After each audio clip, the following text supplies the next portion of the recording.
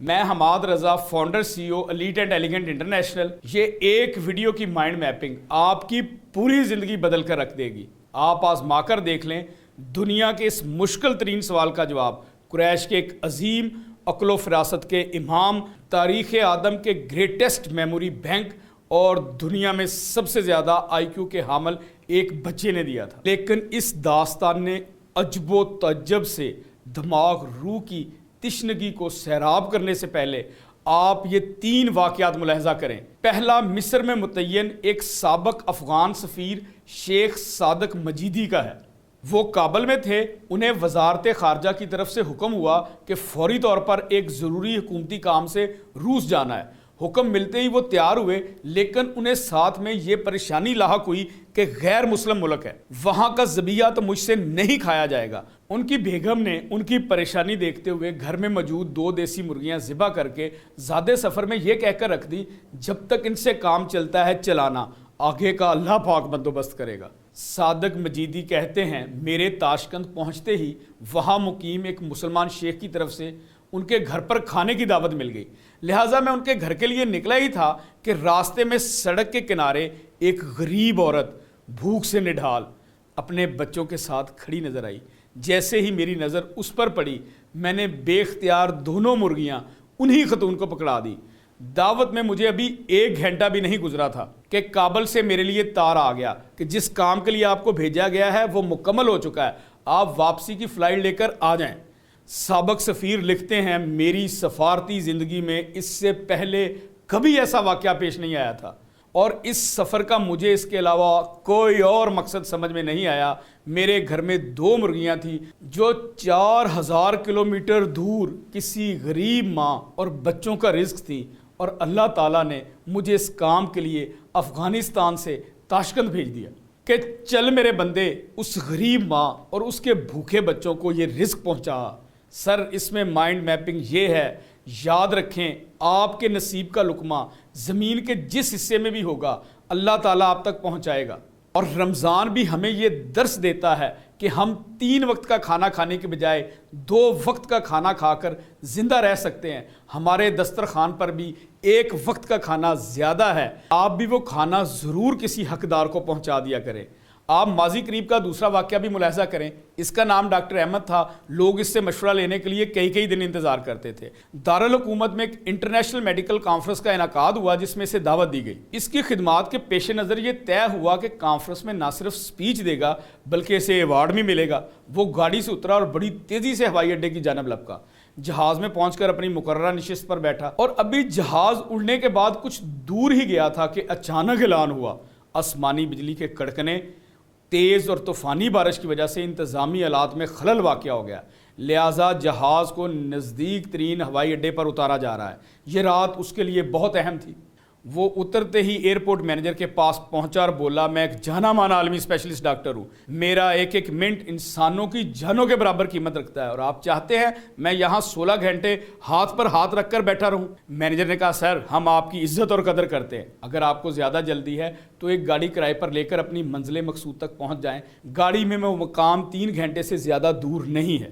Doctor Ahmad نے گاڑی کرائے پر لی اور اپنی منزل کی جانب روانہ ہو گیا، لیکن یہاں بھی قسمت کام نہ آئی۔ موسلادھار بارش اور آندھی نے بھرپور ویلکم کیا، یوں وہ سفر جاری نہ رکھ سکا۔ ابھی یہ راہ میں ٹمک ٹوئیاں مارتا پھر رہا تھا کہ احساس ہوا رستہ گم گیا ہے۔ وہ تھک چکا تھا، ساتھ میں کوئی کھانے پینے کا سامان بھی نہیں تھا، اندھیرا چھا رہا تھا۔ چھوٹے سے گاؤں کے پاس گزرتے ہوئے اس نے وہاں پر ایک چھوٹے سے گھر کے دروازے پر دستک دی۔ اندر سے ایک بوڑھی عورت کی آواز آئی، جو بھی باہر ہے اندر آ جائے۔ اندر جائے نماز پر ایک ضعیف خاتون بیٹھی تھی۔ خاتون نے اس کو کہا، سامنے چائے رکھی ہے، پی لیں، تھکن دور ہو جائے گی، اور کھانے کو بھی کچھ نہ کچھ رکھا ہوگا، کھا لو تاکہ اگلے سفر کے لیے تمہاری توانائی بحال ہو جائے۔ ڈاکٹر نے شکریہ ادا کیا اور چائے میں مشغول ہو گیا، جبکہ بڑھیا نماز اور دعا میں مگن تھی۔ اچانک بجلی کوندی تو ڈاکٹر کی نظر اس بڑھیا کی جان ماز کی بغل میں پڑی، جہاں ایک بچہ کمبل میں لپٹا پڑا تھا، جسے وہ تھوڑی دیر بعد ہلاتی جا رہی تھی، اور ساتھ میں اس بچے کی لمبی عمر اور اچھی صحت کے لیے دعا کر رہی تھی۔ کافی دیر بعد بڑھیا نماز پڑھ کر فارغ ہوئی تو ڈاکٹر نے کہا، میں آپ کے اس اخلاق اور لطف و کرم کا نہایت ہی مشکور ہوں، میرے لیے بھی دعا کیجیے گا۔ آپ کے اخلاق حسنہ اس بات کی گواہی دیتے ہیں کہ آپ کی دعا ضرور قبول ہوگی۔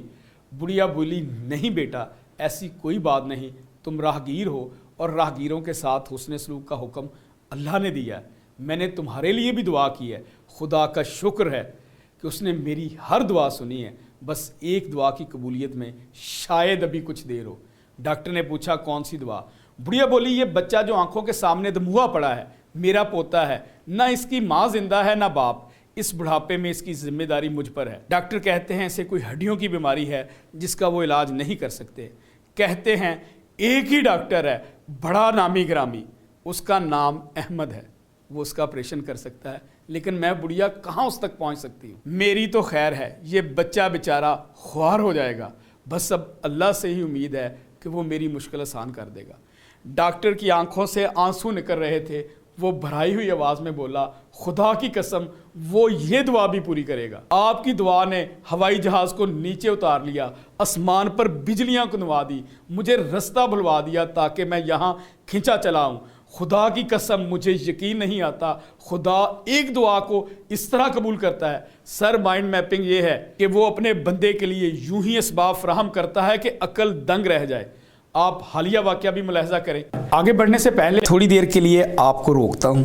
आप बिजनेस कोच हैं या सेल कंसल्टेंट, फ्रीलांसर हैं या प्रोफेशनल सर्विसेज का बिजनेस रन कर रहे हैं, आपका गोल सिर्फ लीड जनरेट करना और सेल करना है, तो माइंड मैपिंग आपको ऑफर करता है फ़ोन या जूम कॉल, जहां पर आप ले सकते हैं कंसल्टेशन एनालिसिस यानी मशावराती तजिया, या स्क्रीन पर दिए गए नंबर्स पर पर्सनल सेशन बुक करके बिजनेस स्ट्रेटजी और मुकम्मल cell road map plan, selling की वो खुफिया तकनीक्स जो आपको भी बिलियनियर बना दे। आप अगर अफोर्ड नहीं करते तो आप मेरा free cell business session YouTube पर अटेंड कर सकते हैं, जहां आप सेल की गारंटेड तकनीक सीख लेंगे। इसलिए अगर आपने अभी तक मेरा चैनल सब्सक्राइब नहीं किया तो चैनल को सब्सक्राइब कर लें। उस्मान साहब मेरे दोस्त हैं, ये गुजरांवाला में रहते हैं, बहुत साफ दिल इंसान है। इन्होंने आम सी दुकान से चाबी बनाने का काम सीखा, मेहनत की, लोगों को ट्रेनिंग दी और मास्टर उस्मान के नाम से मशहूर हो गए।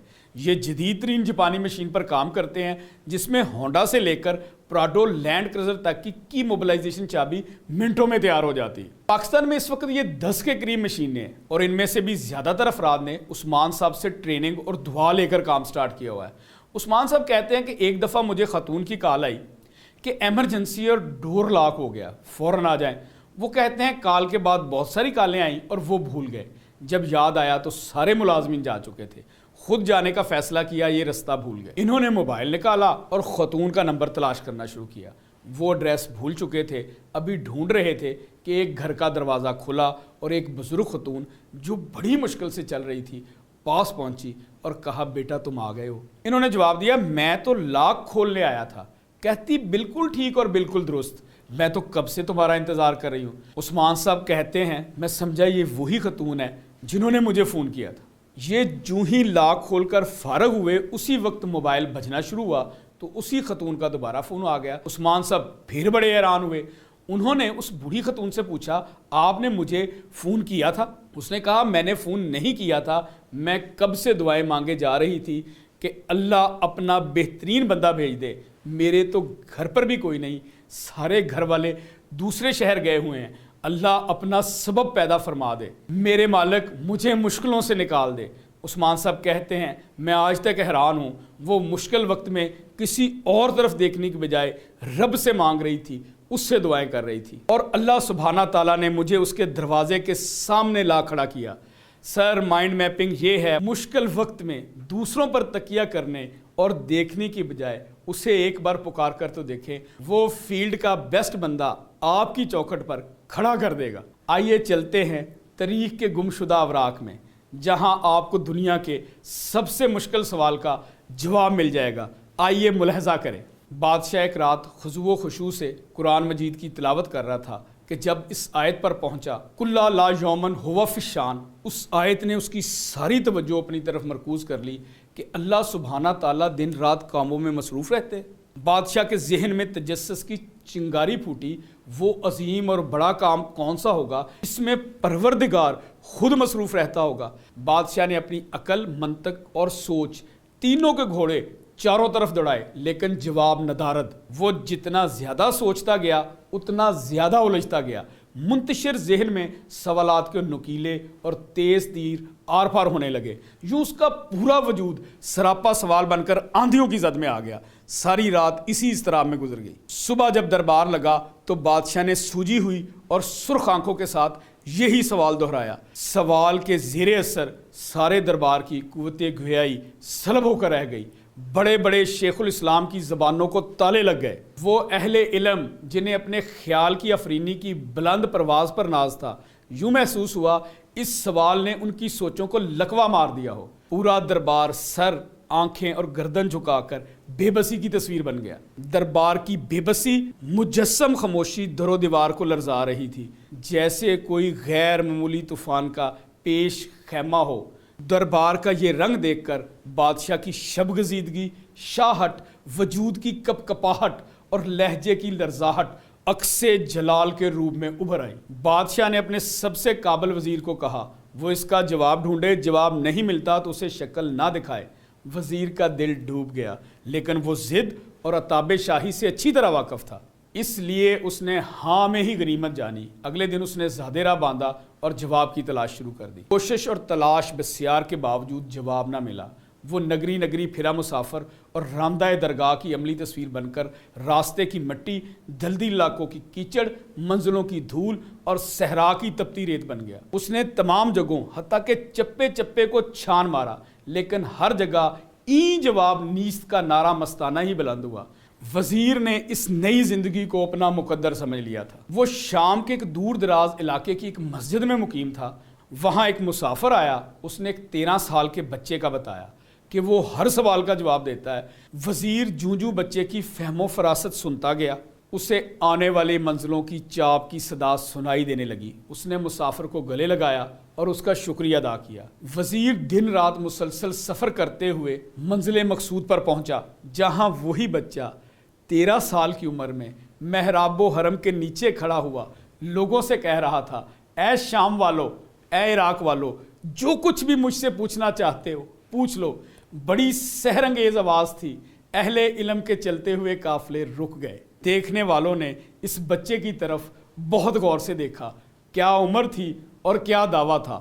لوگوں کو کم سنی کے اس دعوے پر یقین نہیں آیا، جن کے بازو علم کے سمندر میں تیراکی کرتے ہوئے شل ہو گئے تھے اور جن کے پاؤں تحقیق کے کوچوں میں چلتے چلتے آبلوں سے بھر گئے تھے، وہ اہل کمال یہ آواز سن کر ٹھہر گئے اور پھر اس بچے پر سوالات کی بارش کر دی، مگر وہ بڑے اعتماد سے جواب دیتا رہا۔ عقل سربا گرے باں تھی اور بڑے بڑے جہاندیدہ آنکھوں ہی آنکھوں میں ایک دوسرے سے پوچھ رہے تھے، کیا یہ بھی ممکن ہے؟ وزیر کی خوشی دیدنی تھی۔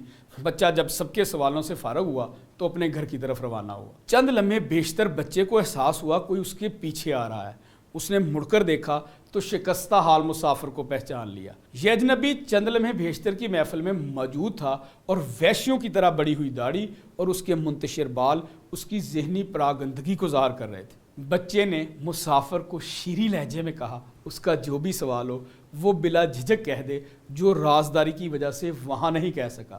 وزیر 13 سالہ بچے کے غیر معمولی فضل و کمال، لفظوں کی کرشمہ سازیوں اور معجزاتی عقل سے تو پہلے ہی متاثر تھا۔ بچے کی پیشن گوئی اور اسے اندر سے پڑھنے کی صلاحیت نے دنگ کر دیا۔ اس نے اپنا سارا حال اس غیر معمولی بچے کو سنایا۔ بچے نے انتہائی باوقار لہجے میں کہا، معزز وزیر، یاد رکھو جب لوگ تمہیں تکلیف میں اکیلا چھوڑ دیں گے، جان لو اللہ سبحانہ تعالیٰ تمہارے کام کا ذمہ خود لینا چاہتا ہے اور انہی کاموں میں مصروف ہوتا ہے۔ یہ تمہارے سوال کا جواب ہے، جا کر بادشاہ کو بتا دینا۔ دنیا اور تاریخ اس 13 سالہ یتیم، نادار، مفلس اور نابغہ روزگار بچے کو فرزند قریش محمد بن ادریس حضرت امام شافعی رحمۃ اللہ علیہ کہہ کر بلاتی ہے اور دل پر لکھتی ہے۔ انشاءاللہ جلد ہی بااختیار درخشاں اور تبندہ ماضی کے 2 گمشدہ سنہری اور اساطیری کردار امام شافعی رحمۃ اللہ علیہ اور ان کی عظیم ماں کی ناقابل تسخیر ٹریننگ اور ان کی 15 سالہ زندگی کا احاطہ ہوگا۔ دنیا کے سب سے بڑے آئی کیو کے حامل اس بچے کی کیس سٹڈی آدھی دنیا کی عقل کے نام سے اپلوڈ ہوگی۔ کیپ واچنگ سر۔ اگر آپ کو یہ کیس سٹڈی پسند آئی ہے تو اسے ضرور کسی نہ کسی کے ساتھ شیئر کریں۔ بہت بہت پیار، حماد رضا۔